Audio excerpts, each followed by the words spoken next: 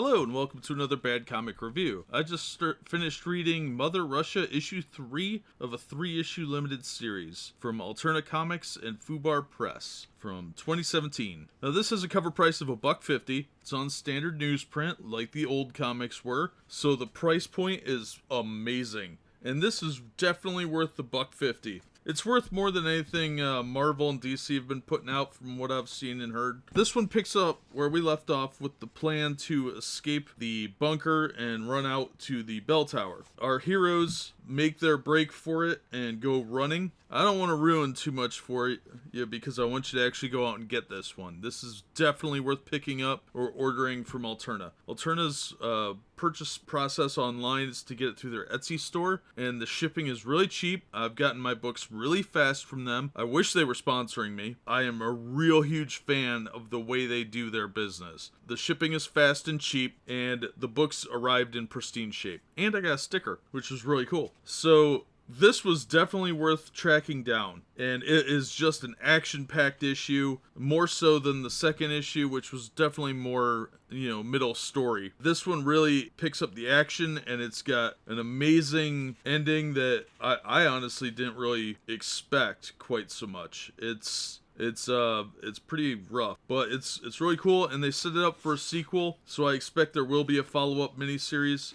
We find out there are some other survivors in Stalingrad at the beginning of winter in 1943, and they're Russians, and they're planning on retaking the city. Obviously, this is going to come into play with the girl, Svetlana, who's known as Mother Russia, where we get the title, and the baby, and all that, and the dog, and this dude. So yeah, overall, fantastic closure to it. I'm looking forward to the sequel. They really set it up well. This author and artist, Jeff McCombsey, has a great handle on story, using the visual telling story medium of comic books, and probably has a pretty good experience with movies as well. But yeah, it was definitely an action-packed issue, and there's not a whole lot of talking, honestly. It's like the first issue. They're very minimalist talking. What's being said is plot-driven and useful and necessary, and it's very true to life, I think. And I thought it was a great story. I really am intrigued by Mother Russia. She seems pretty hardcore and very interesting character, so I'm excited to see if they do release a sequel to this. I'm hoping it's in the next year or so because I really want to check it out, and I plan on buying this and trade as gifts for my friends because it actually held up through all 3 issues. I thought they were going to cheap out on the ending, I really did, but no, it was a solid ending, very well written book, highly recommended. You should be able to still find these around.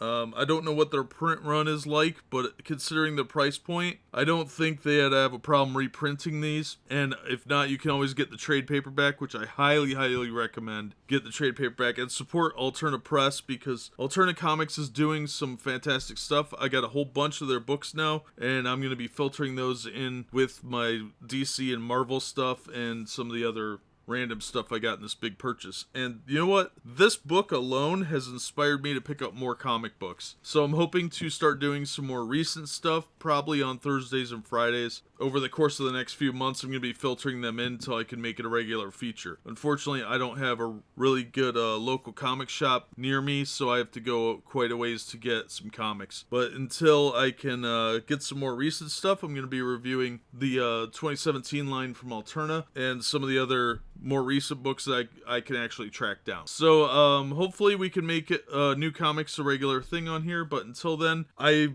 highly suggest going out and getting Mother Russia. I thought it was a great zombie story, great visual storytelling book, and the art is very similar to Walking Dead. It's not an art style that I generally like, but it really did work here, and obviously this was a labor of love for the creators, so I'm hoping it gets made into a movie. Hopefully it'll have a good sequel. Until then, that'll do it for this one.